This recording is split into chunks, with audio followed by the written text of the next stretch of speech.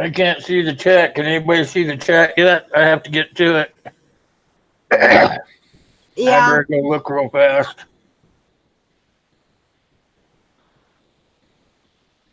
It does look like we are. Yeah, we are live. Hey, everybody. How's everybody doing? Mateo 1371. How are you doing? Want to give a few minutes, let everybody kind of pile in here. Hey, Kyle. How you doing? Try to get everything set up while you guys are doing that. Good to see you, Kyle. Try to get over here. I got the wrong computer working here.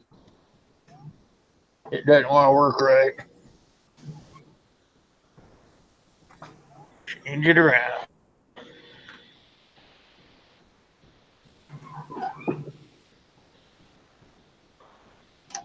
I want to welcome everybody that's coming in. Hey, Keith, how you doing? Hey, Corsair's here. Hey. All right. Better refresh my page, it looks like, so I can get the chat window up. Hey, Keith, good to see you. Get a couple more people in here while I fix everything up over here. I don't see the chat. It's not coming up. What I usually do on it is bring up, bring it up on another device and then pull the chat box out. Gotcha. Okay. A lot easier than trying to deal with it through Hangouts. Hey, Will, Wayne just got a hold of me. Apparently, he doesn't understand the time difference. I see. Maybe he's drinking some of that tequila.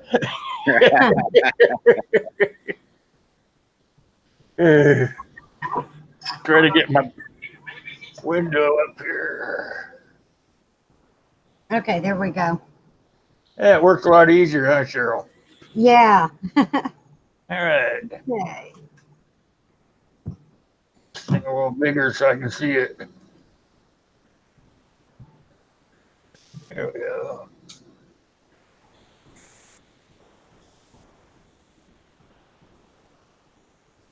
There. Now I can see you guys.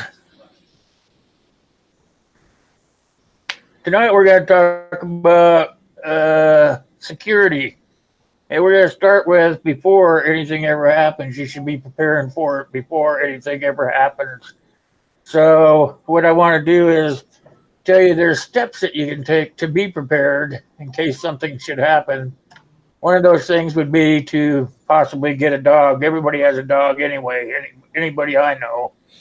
But there's other things that you can do to your house. You can do things like force the doorways or entryways, not the ones interior doors, but the ones coming into your home. Is you could put in stronger frames and stuff.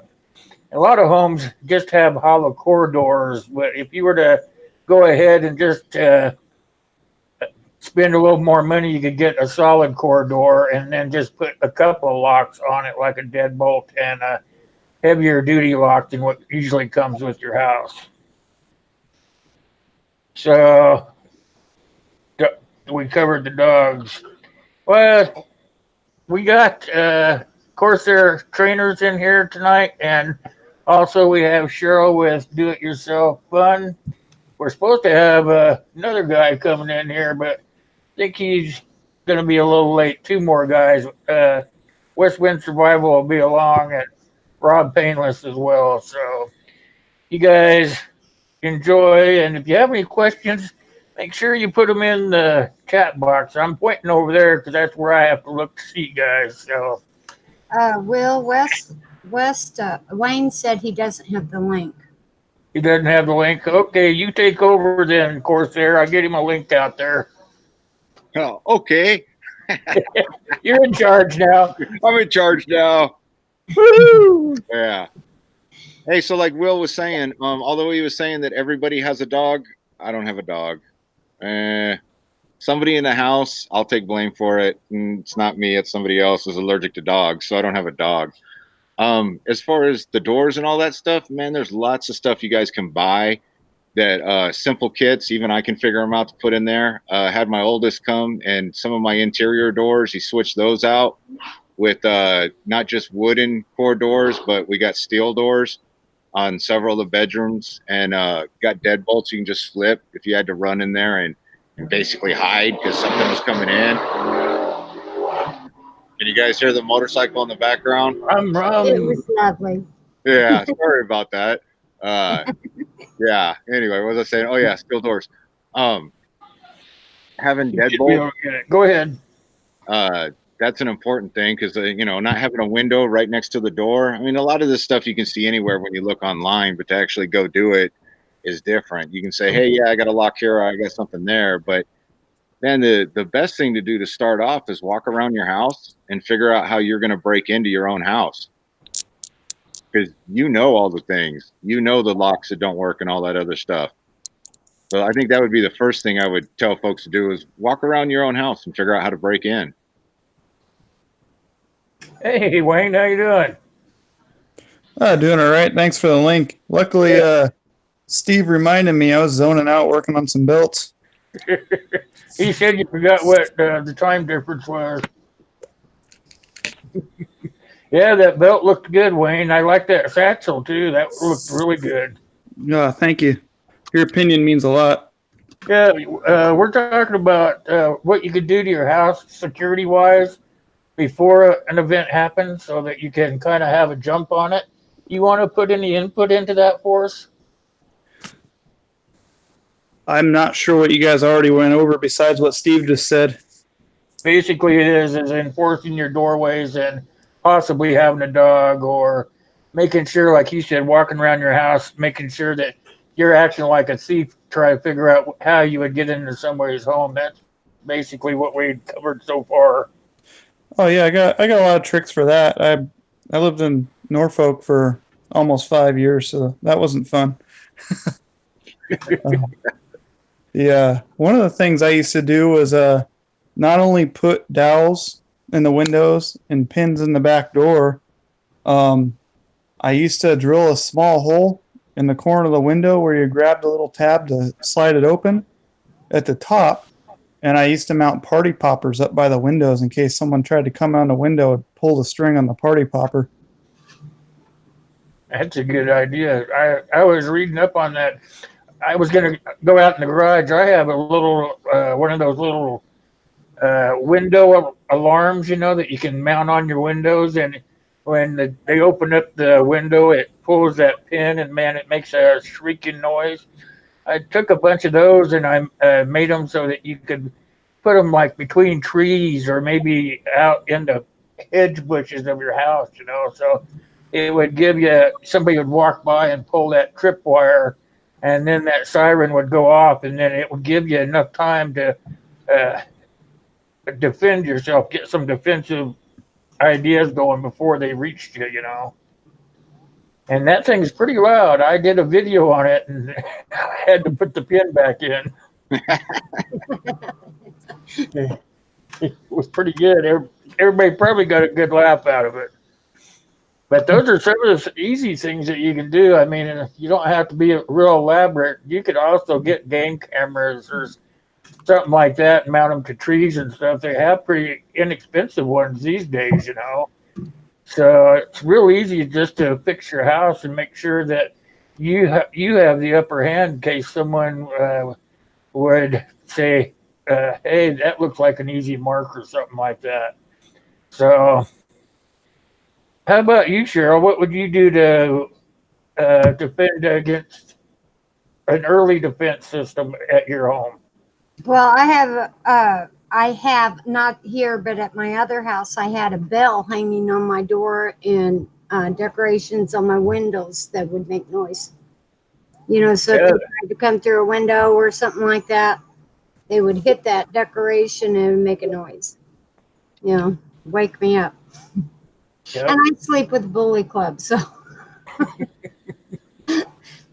But that's about it.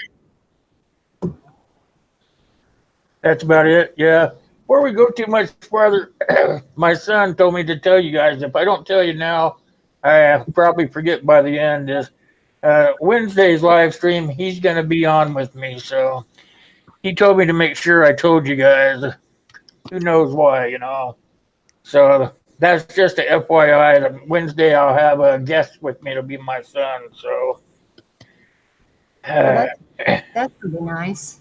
yeah, I think he's kind of getting the itch for helping me out more and stuff. So he said he wanted to start doing some videos with me and stuff, and I figured, well, why not? You know, it doesn't hurt to have a little bit of help when you get older.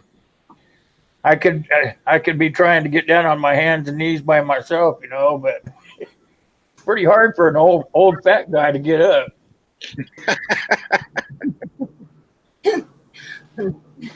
Another good thing is learn your neighbors. You know, find out who they are and make sure that they're going to be trustworthy.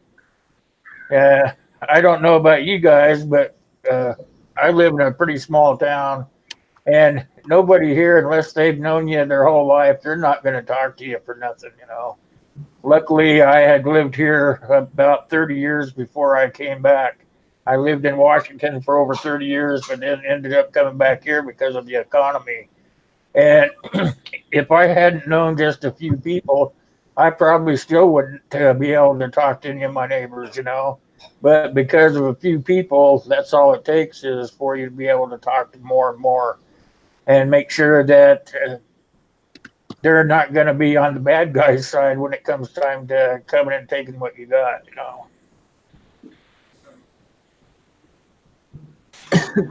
Motion lights are another good thing that you could have up as well. Motion lights are pretty inexpensive these days. You can get them just about anywhere now. You can get them that aren't even hardwired in. Most of them run off batteries or solar now. So that might be something to think about, you know, or trip lines. It's like I said, there's lots of trip lines. I like that thing about what Wayne said is having the poppers, you know, the poppers would at least make a real fast noise and put the bad guy on notice that, hey, this guy's not fooling around. He knows that he needs to take care of his own, you know. Yeah. Well, my back door is protected by one of my dogs. So, because he sleeps right there by my back door. So, and then my other one is protected by my other dog, my little mean one. So. How about you guys, Wayne or Steve? Go ahead, Steve. I'll go after. Oh, okay, cool. Yeah, I was just waiting to see what you're gonna say.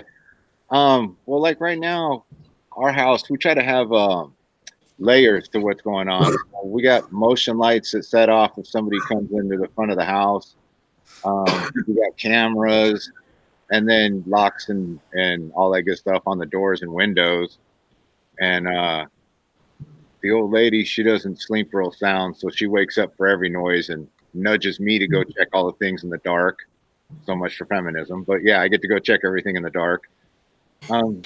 Yeah, so a lot of it's just having more than one thing, you know, between the locks on the doors, locks on the windows, the just motion lights that we got going off, and the cameras. We kind of make it so a bad guy doesn't want to come here because they're probably going to maybe not even get caught, but it's easier to go to the neighbor's house than my house.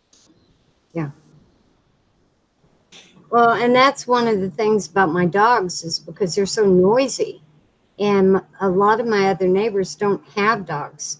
So, yeah, they're a distraction from, you know, from the people wanting to come in. So. A lot of the security stuff is just making it so the bad guys think that there's a chance they're going to get caught, because at the end of the day, their motivation's to get away with it. So if my house makes it look like it's going to be difficult, but the neighbor's house is easy, I'll just go over to the neighbor's house and take their stuff because I know I can get away with it. Nobody wants to go to jail, so make it so they think they might go to jail. Yeah, you can even put up fake cameras, but it doesn't really matter these days. They got cameras on everything that you buy for your house anymore, you know, like the doorbells and things like that, you know. They got those. I don't have them in my home. I don't have a fancy doorbell, and I don't have the lady that you come in the house, they turn on the lights or anything like that, you know. But there's a lot of people that do.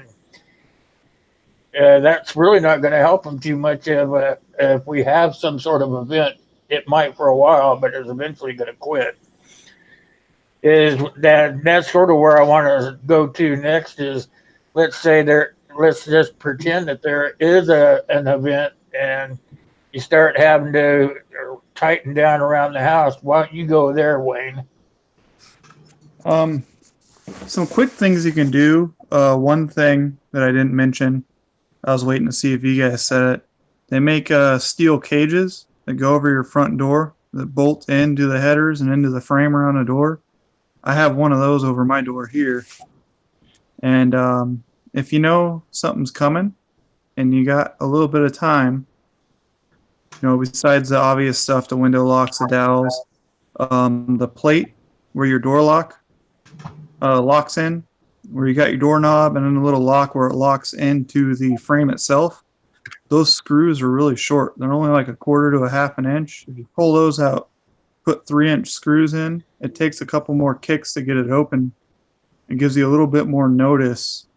3M makes a window film also on your ground level windows, or if you have any front windows facing a crowded street. It's very difficult to break through them. They don't shatter. It would be hard to throw objects through, like big rocks, stuff like that.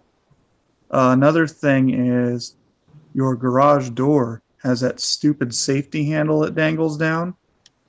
You can take a coat hanger, stretch it all the way out with a hook on it, slide it through the top of the garage door and pull that and open up just about any garage door.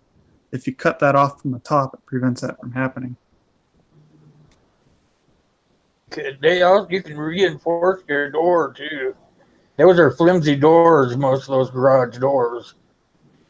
You can reinforce them simply by putting 2x4s or something in between the slat things, you know, not where it bends up as it goes up, but in between those bends where it goes up.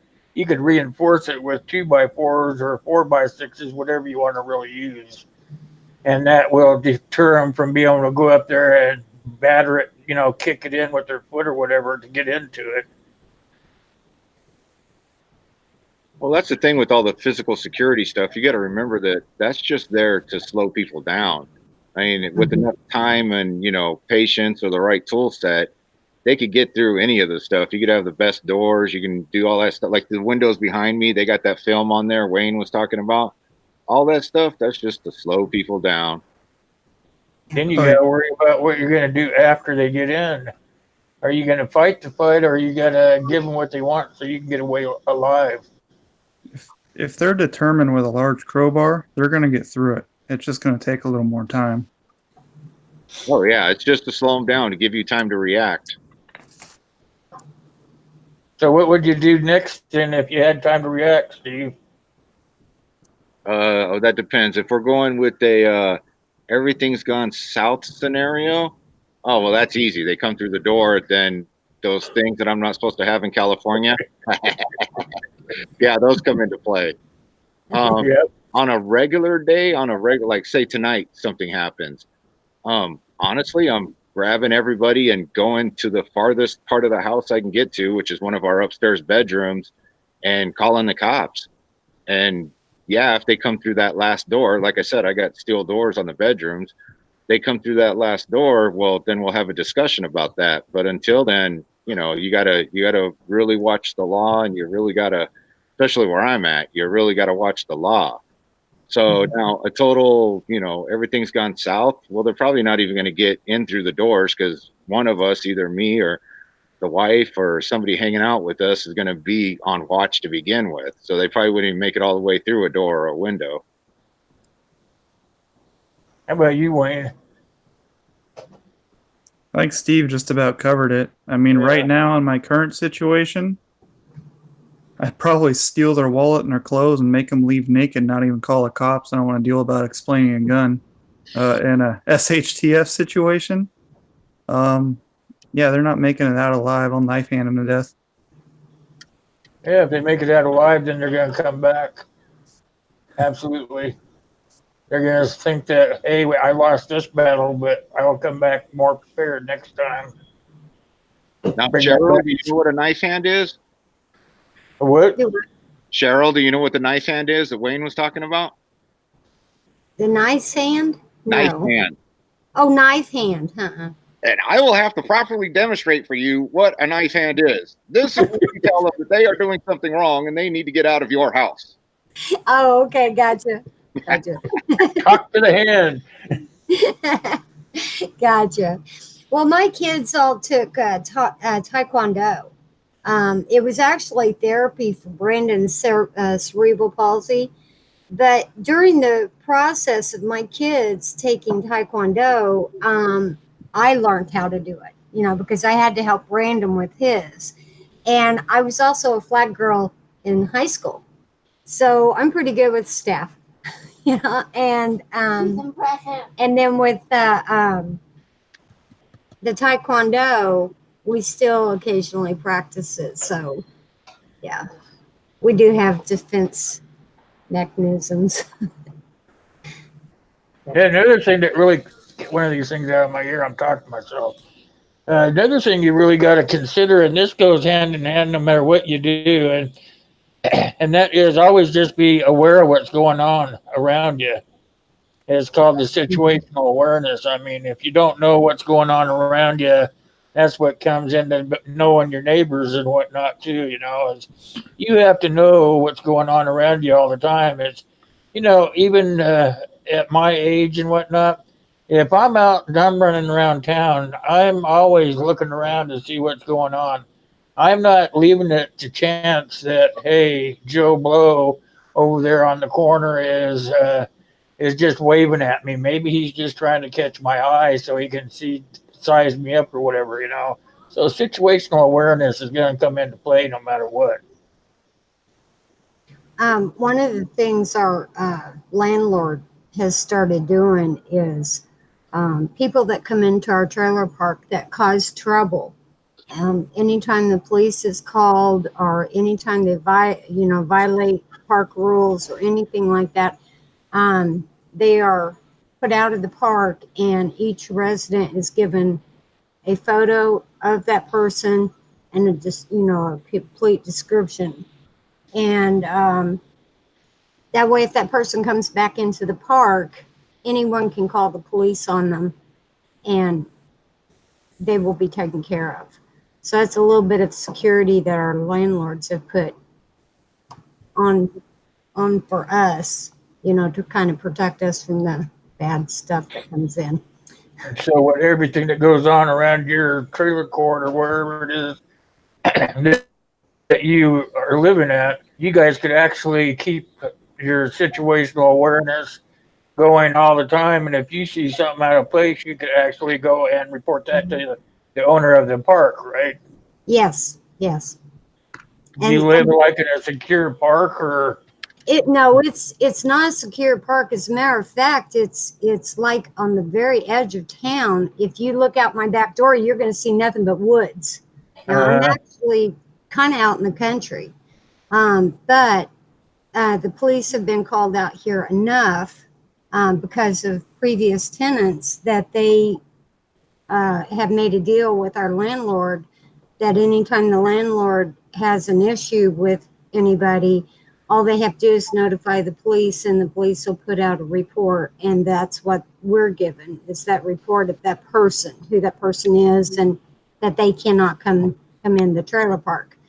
And so, yeah, if we do see that person, the police will be called on them. But at the same time, if we do have issues, the police will come immediately because they know it's a bad area.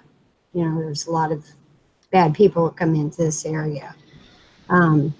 When I done my video of us out on a walk, I showed the road where I said a lot of the homeless stay at. That's not that far from me. If I look out my front window, I can see the edge of where the homeless stay at. So the police are very watchful of this area because of those reasons. So we can call the police and they'll be here in a heartbeat. So. How about you, Steve? You got homeless people in your area? Yes. Yeah, yes and no.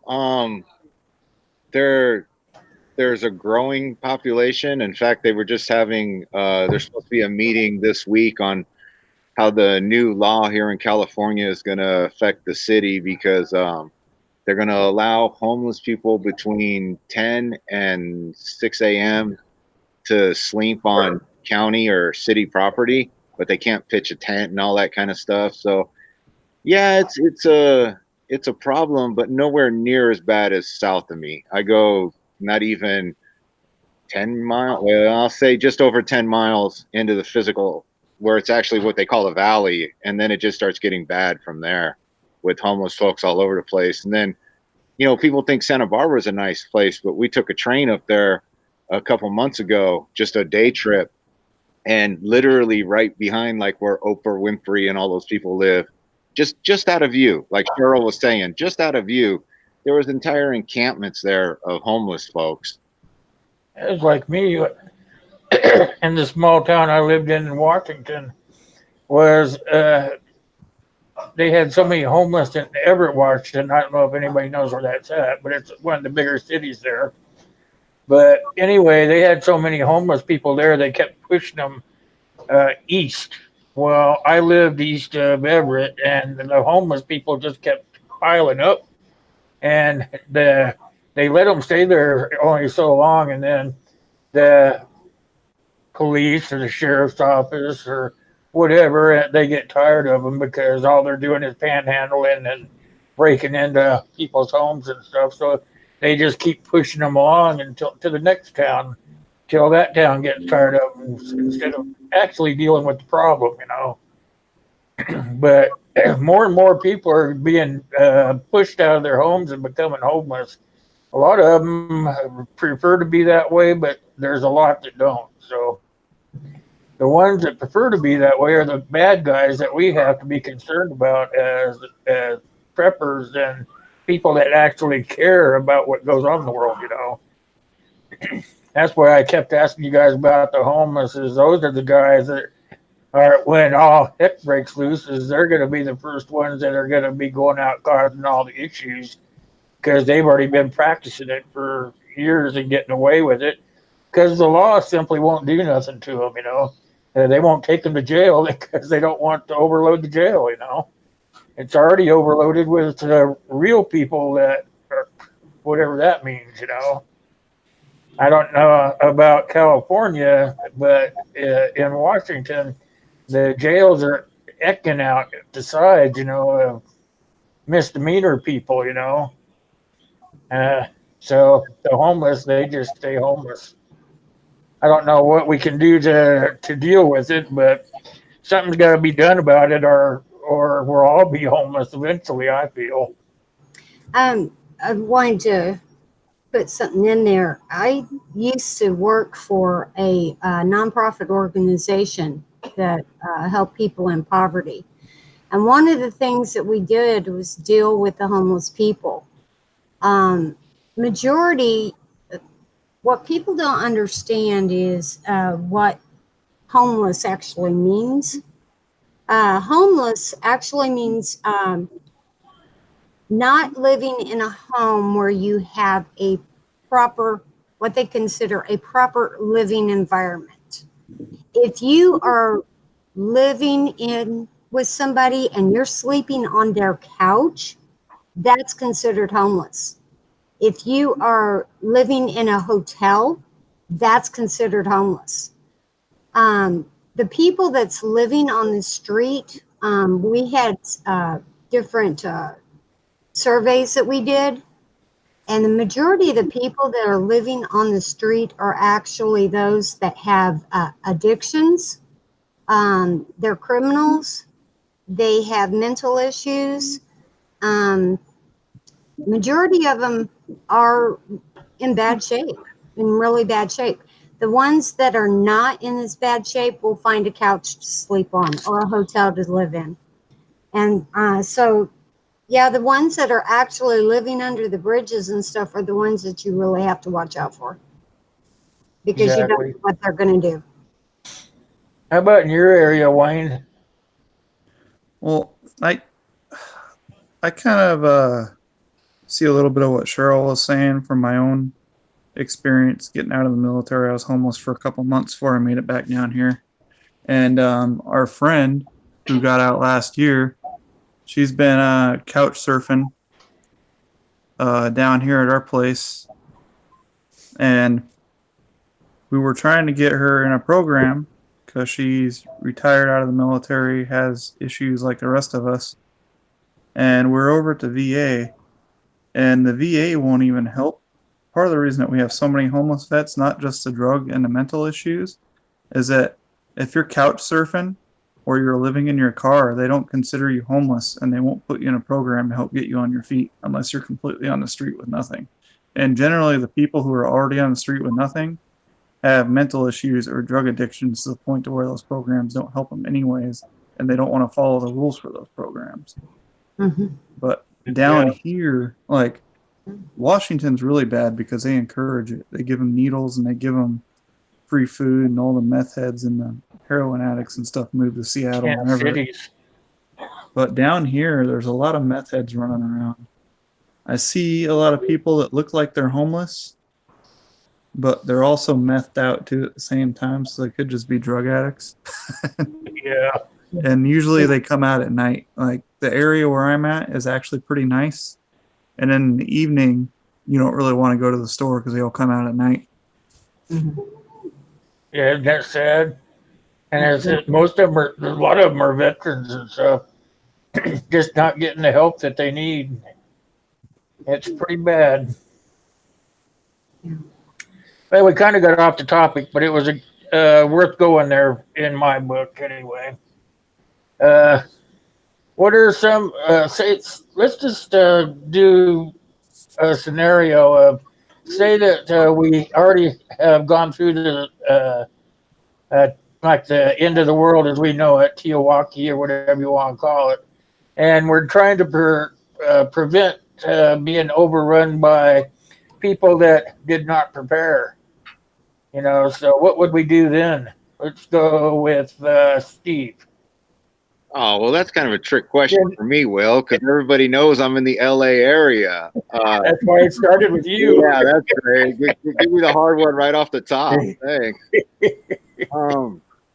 I don't know. There's some things you can do and some things you can't do, especially given where I'm at geographically. Because I know everybody says, "Oh, run to the hills, run to the hills," but yeah, so everybody else can be running to the hills too.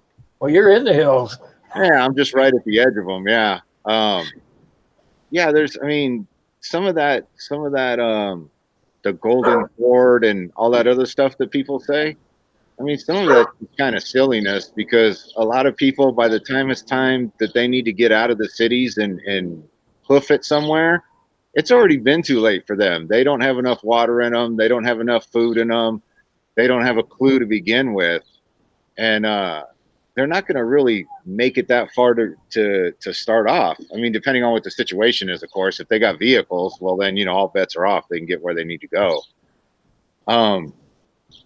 Some of that's just staying out of the way and getting your neighbors together that are halfway decent to keep folks away.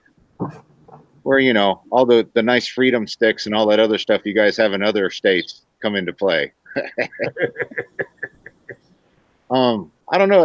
That would all depend on the situation, Will. I mean, I'm far enough away from the freeway that most people probably wouldn't wander over here.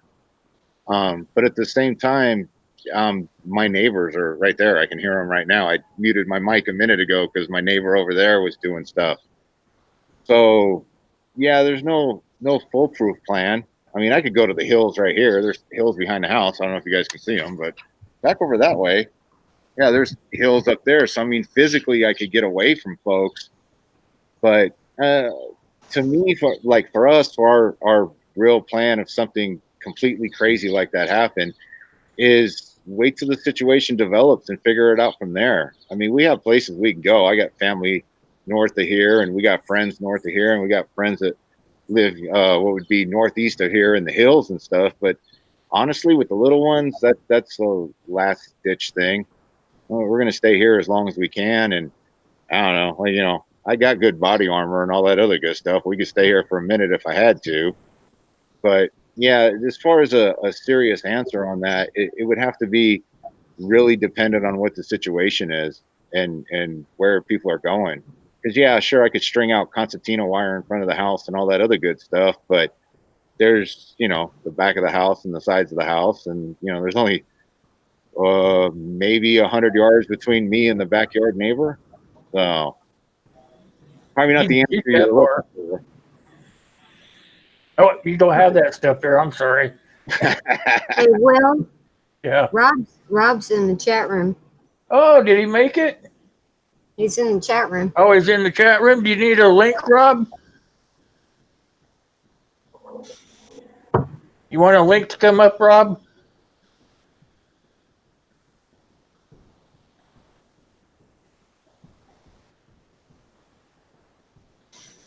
While he's deciding what you could probably do if it was Teowalkie, Steve, you could just reinforce, maybe put darker window curtains up or something so people can't see in there while you're munching and they're not. Oh yeah, I mean we have tentative plans for all that kind of stuff. I mean I'm not above taking all the excess things that the wife keeps in the garage and doing that whole throwing it out front so it looks like somebody's already been here and boarding up the windows and all that good stuff. But I mean really it's just all dependent on what the situation is. Yeah, Teowalkie would be, you would have to start hiding what you got. Because I don't know your situation. You could actually know your neighbors. Maybe you guys could share food or whatever. That's why I was asking you.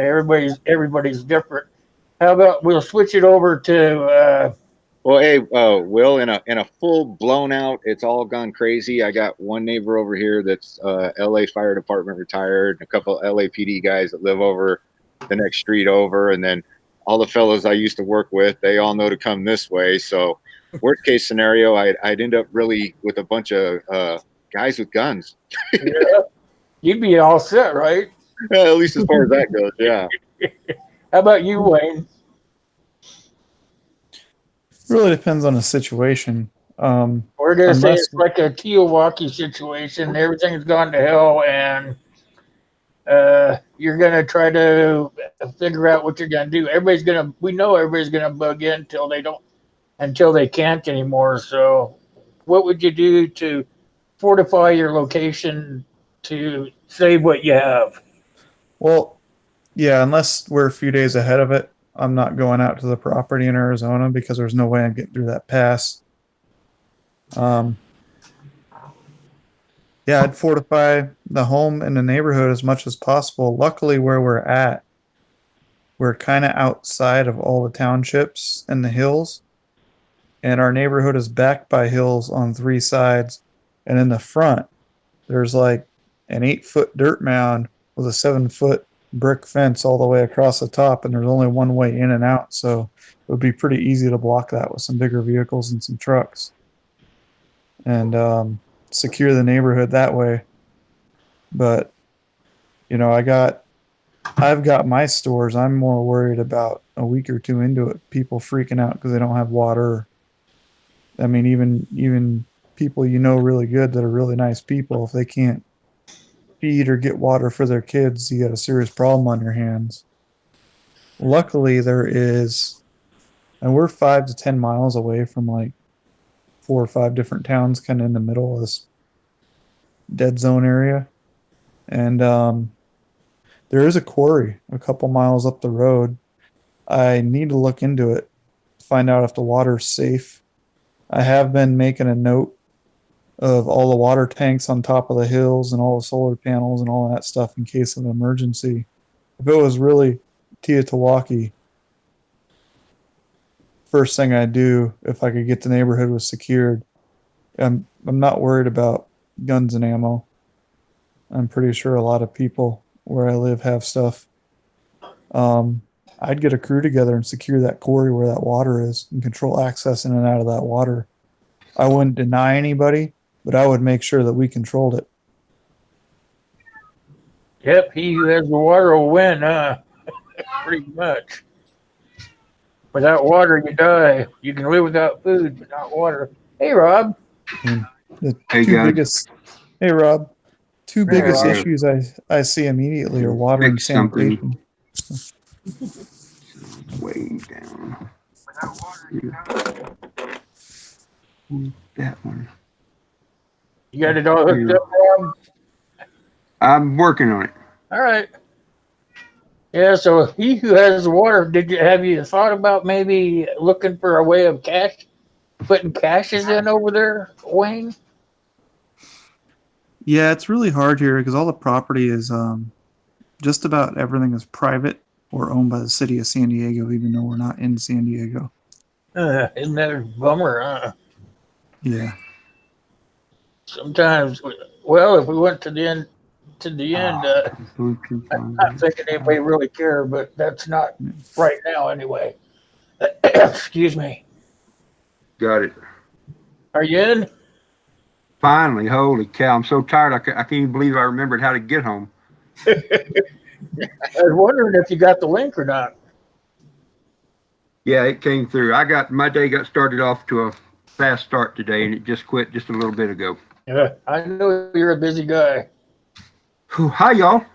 Hi, Oh, Rob. Hey, I can talk Rob. to you now, Rob. Wow. I changed computers. That worked. Cool. Well, that's a good thing. So we're kind of talking about security and how you would secure your place if, say, we were at Teowaki or something like that. Do you have any input for that for us? Boy, I've thought about that a lot because out here where we are, one of our biggest hindrances, I guess, if you want to call it that, is that we're wide open. There's no trees. You can see people's houses if you're on a high enough spot for miles, literally for miles. Absolutely. You'd have to be more like fortified then, right? Yeah, with something. I don't know what. I mean, that's one of the reasons that I built that. I call it a watchtower. I don't know. It's just a elevated shooting. I've got that thing I built out here behind my house that's about 20 feet up in the air that I can get up on. And so that gives me a vantage point to see for quite a long ways. Yep. And so, maybe if something was happening, at least have a heads up before bad guys got here. Well, you got the cellar too, right? I got that, but I'd hate to get stuck down in that though.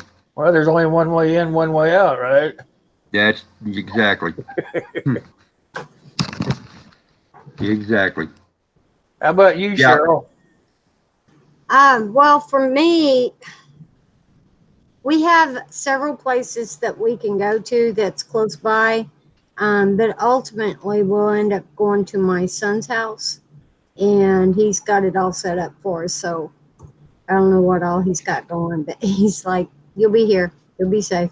So Has anyone ever considered a safe room I where actually nobody that knows about it, just you and your family? I've been reading up on those. That kind of seems like it could be a good situation, if nothing else, to store some of your preps in. And then if worst come to worst, then if there was enough people trying to come take what you got, you could actually go hide in there yourself and let them just rummage through your house and take what they wanted. And you could come out when they left. If they don't set the house on fire, there again, you've got to have a second way out. Yeah, you would have to have the secondary exit. And For sure. the ones I've been looking at kind of have like a tunnel that goes underneath the house, but they look kind of costly. I'm too old to be digging, that's for sure. I'm not a fan of boxing myself in anywhere. Yeah, I like the idea of one way in, one way out. That way, they can only come through a door one at a time. That way, But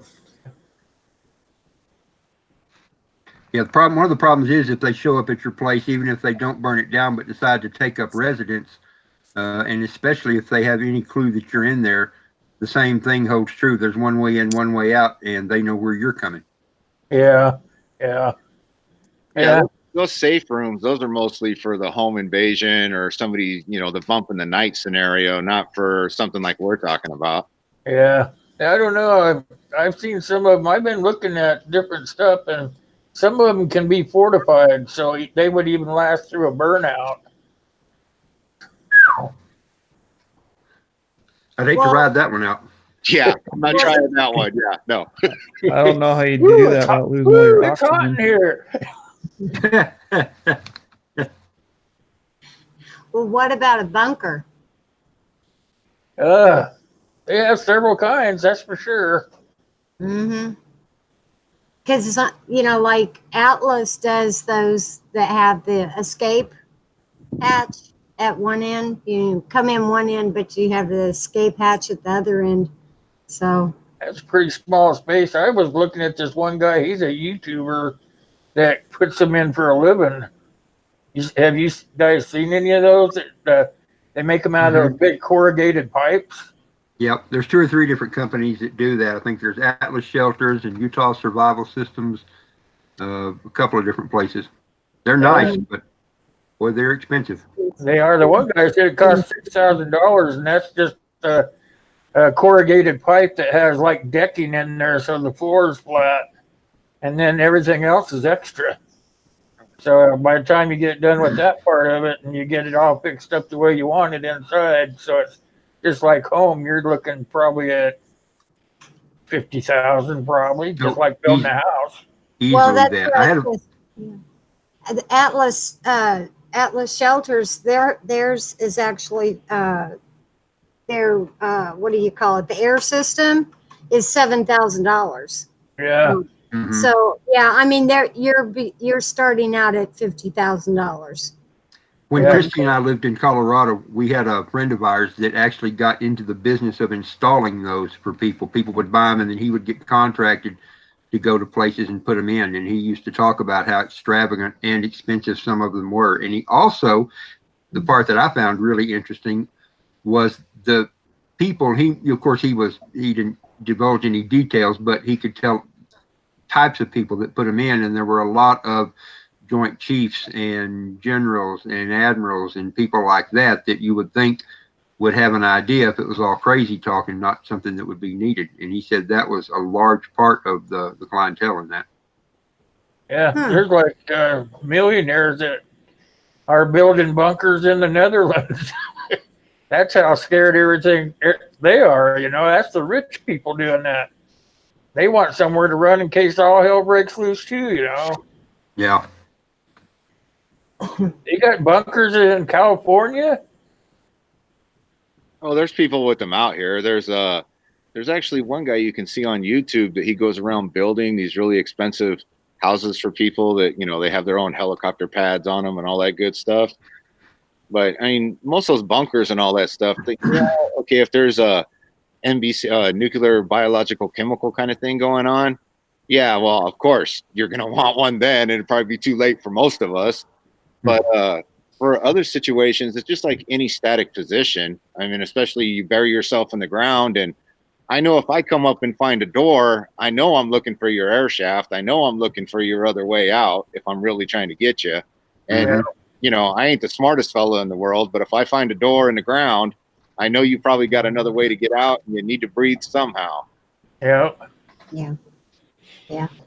What's your It's kind of thoughts on silly. that, Wayne? I'm not really a big fan of those safe rooms and bunkers and shelters because there's always a way in, always a way out, and it's easy to burn someone out, snuff off their oxygen. Yeah. Think of the movie The Dirty Dozen. Towards the end there, all the Germans were down in that big bunker, and they pulled the tops off, dumped gasoline, and there it went. Turn them out. Yep. Yeah, so it wouldn't matter how expensive of a filter system you have if I pour some diesel down there in a road flare. Yeah. I mean, Bye where I'm bye. at, my biggest challenge, I mean, I have water for myself, but for the neighborhood, my biggest challenge is water and sanitation. I could control the whole area with 4 people with rifles because of the terrain. It's just the water and sanitation that go hand in hand. You really got to have those two things though, Mm-hmm. in order to keep everybody safe. Hey, and don't get me wrong, I'd love Without to have one of those sanitation, big you're cool gonna get bunkers. sick. Oh yeah, Rob, you're right. If I had enough money to build me one, oh yeah, I'd be filming right now from it, just so you guys could all see it. Heck yeah. I'd be like, "Look at my bunker." Yeah. You guys on a I'd be tour. finding a way to come to your house. Yeah, I'd have money for that kind of stuff. I'd be jumping in my Jeep and coming to your house. Bring bourbon. Yeah, there you go. It's gotta be Jack Daniels. Oh, see, you do pay attention, Will. You're right. That's what I always drink. I always bought a bottle of Jack Daniels, took the top off, threw it away, and that forces you to drink the whole damn bottle. My man. Many of the bottles lost their tops with me.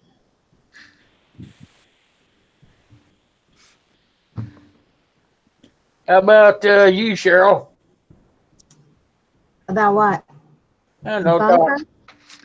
Huh? I don't care. Talk about something. Hey, old soldier's asking about those converted ship containers that people are turning into shelters and all that. I don't know a whole lot about them, but I do know that I got a friend of mine that was working a crew that was putting some of those in, and they had to go back later because they started collapsing in. Mhm. Yeah. If you're going to put something like that, like a container in the ground, or say you're going to dig a big hole and back up your school bus into one of those big holes, you have to actually reinforce them with rebar and then pour walls around them. There's a big process to it. Otherwise, if you just put them in the ground and fill them in, the ground starts giving, starts compacting in. Well, guess what? Mhm. That container is condensing in with that dirt, and the dirt's pushing against it, and it'll just crush it. So it sounds like a good idea in thought, but when you go to think about what it's going to do to you over a period of time, Yeah. Right. My dad used to put those in. You got to really backfill them with gravel for drainage, and then pour concrete and really reinforce them, because they had the same thing in Washington because the soil was so wet. Yep. Yeah, I saw a big thing on it. They said a lot of people had been doing that. And that's basically where I started kind of keeping up with it. I was still in Washington. And I was thinking, well, it rains a lot here. I'll just dig a big hole and I'll put a container in the ground. And I started reading up on what all it takes to put a container in the ground. And heck, you just, make you a damn concrete bunker and do it that way, because by the time you get done with the container, that's what you got, is a big concrete bunker. Old soldiers on there. With a container in the middle. 45-footer above ground. That actually sounds like a better idea there, old soldiers. Just have that and build the berms up around it. Because if you're gonna, they won't take the dirt on top. I've researched it too much. Mhm. It's the same with the school bus. I had a guy trying to convince me that he could just bury his school bus. He says, I have an old school bus up on the hill. He says, I'm just going to dig a hole and I'm going to put the school bus in there. And I said, well, you do that. And I said, about 4 years after you do that, I said, the roof will be down on the floor. And he says, oh, no. He says, I have all that rigidity of the top and everything. And I said, there's not going to be enough. Well, and another thing is they bring up a lot is where you put it at, because if it's below the water table, you're going to get flooded. So, it depends on where you're at, too. Yeah. And it's like Wayne said, you have to put drains in. Mhm. That was another big point about when I did my research, is you have to put like a regular house, put footing drains around it to catch all the water and stuff. Yeah, French drain. Otherwise, it just sinks into a mud hole from the groundwater. There's a lot that goes into them. I mean, Yeah. I used to think that would be a great idea, but it's just not a very good idea, not unless you got unlimited funds. And if you got unlimited funds, you just, have the real thing built. No, you do like that guy did on what was that stupid show, Doomsday Prepper, where he built a useless castle? Oh, yeah, I saw that. Yeah, do that. I mean, he built this whole castle, and then he's got the big picture window right at ground level. Like, yeah, okay, bud, I'm just gonna go through your damn window. Yep. Whatever. Yeah. Make it all nice and tidy and then put this one little bitty window in.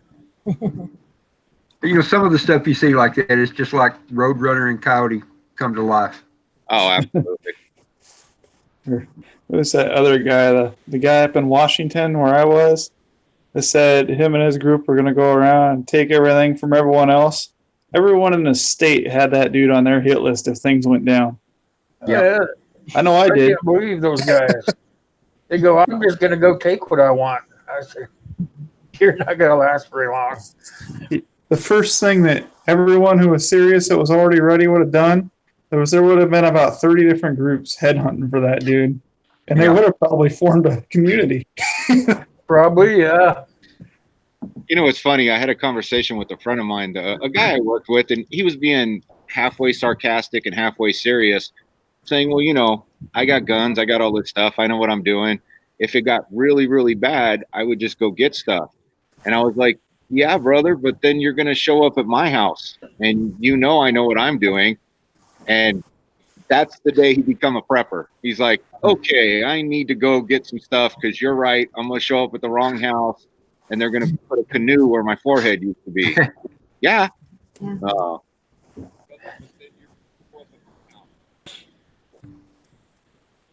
Yeah, those guys that say they're going to take what they want, they're short-lived guys, pretty much. Well, what you want to do, all of us know you got to surround yourself with like-minded people. That's how you succeed. Yeah, like-minded people that you can get along with and have a mutual respect with each other. Yeah, well, as you see in most real emergencies, folks come together, even people that you may not talk to any other time. I mean, literally, when we had the fires come through here, a couple of our neighbors around here that I really don't talk to, all of a sudden we're all out in the street talking. Everybody's working together. Everybody's trying to help each other out. It's not going to just turn into some instant cannibalism. Everyone's against everybody from the minute something bad happens. Yeah, things going on here. Sorry, guys.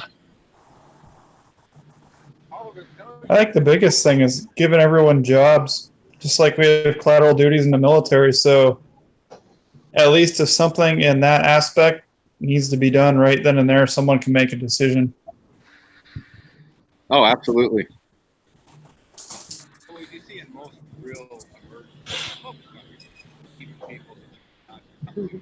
Hey, modern refugee, no, you're not the only one that doesn't want a bunker. I really don't want a bunker either. Unless you're buying me one.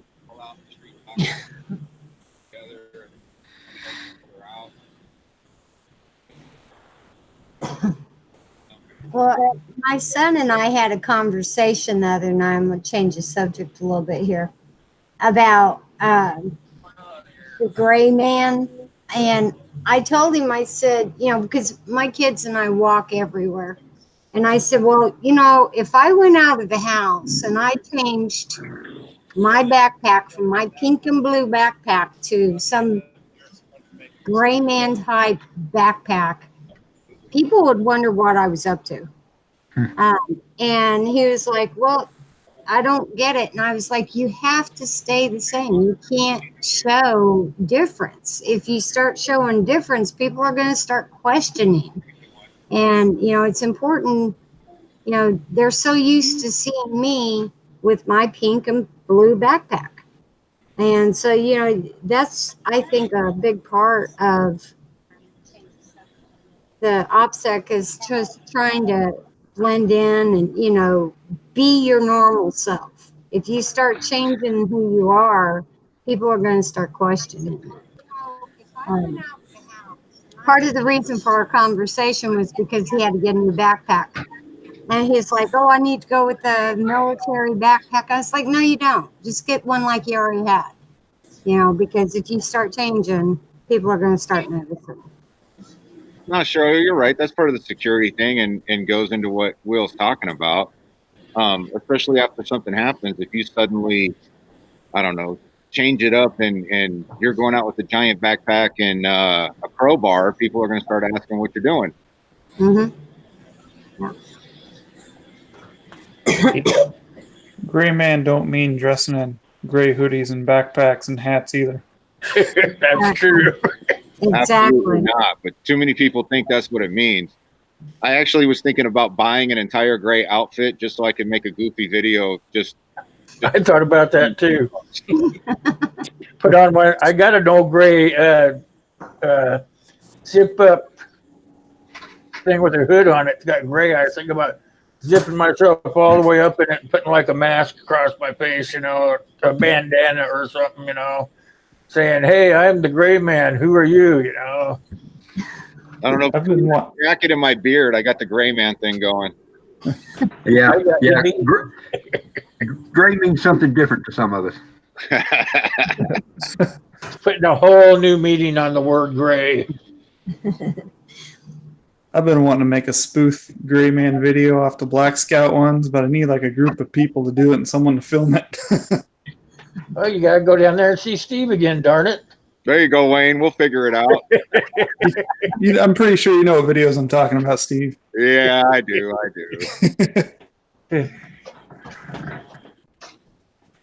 Man, the wind's howling out there. We were in a tornado watch a little bit ago, so we're getting the aftermath of it. Holy cow. Well, we've had the tornadoes here. We had 4 tornadoes within not very far of my house on Saturday and a couple yesterday. And we've had some significant weather over the last few days. Oh, man, I saw that big dust storm video, man. That was huge. Yeah, that tornado, yeah. It's like that here. I mean, if you get outside of town, you can see for a gazillion miles, It's like in Texas there. Yeah. Once in a while, you got a butte or something that kind of sticks up, but most of the time, you can just see all the way to the next town, Yep, exactly. So when they say you're in a tornado watch, you better hunker in a little bit, Yeah. Take it seriously, Absolutely. Well, you guys, we about hit the time limit here, I think. Anybody in the side chat got any questions, comments? I see we got a lot out there. I kind of haven't got to watch much of it. Hey, old soldier, I wanted to let you know I'm about 4 hours drive from Jefferson City, so I wasn't anywhere near those tornadoes. Uncle Al wants to know if you're okay there, Rob. Oh, I missed it. Yeah, we're all good out here. We didn't get hit with anything. A friend of mine that's a contractor was showing me a picture of some hailstones in about 2 towns over from us, probably 20 miles or so, where they had literally baseball-sized hail that tore up a lot of stuff in that little small town. Town to the north and east of us a little got some tornado damage. A couple other spots got some tornado damage. Here, though, we were okay. Fortunately, we missed it. I hate that somebody got it, but I'm glad it wasn't us. Yeah, we got some hail today. Hoople's Cat had a good question there. Who wants to field it? He's asking, what's the meaning of life? Oh, I already did, Will. I told him it's pain and misery. Pain and misery? Let him That's figure it out. basically it. It's nice and fun, and then it turns to pain and misery. I totally agree. There you go, Rob. You got all zen with them on there. Only you can answer that, Grasshopper. Exactly. Taxes and death, says the old soldier. That's what it comes down to in the end. There you go. No, Uncle Al, no earthquakes here. Anything else from the side chat? No Sharknadoes? Wondering if Hey, Happy Tyler, I Days didn't know you were here. How you doing? Good to see you.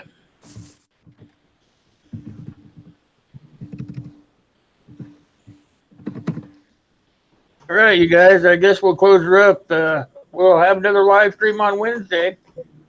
My son will be there with me. My So apologies for being late. I'm sorry I got in here so late. it's okay, Rob. I know I that you're a enjoyed it, busy guy. I told everybody you'd be along. Thank you. All right. I want to thank everybody for coming tonight, and I hope you got something out of it. I think next week we're going to talk some medical. So if anybody on the panel wants to come along, let me know. If not, I will shop around for someone else. But you guys are more than welcome to be there too. I can add more people with you still here. So till Wednesday, you guys, thanks for coming along. And thank you to the panel, and thank you for all the people that have given their lives for our country. Amen. Say a prayer for the fallen ones, you guys. All right, I'm out. Thanks. I'm out.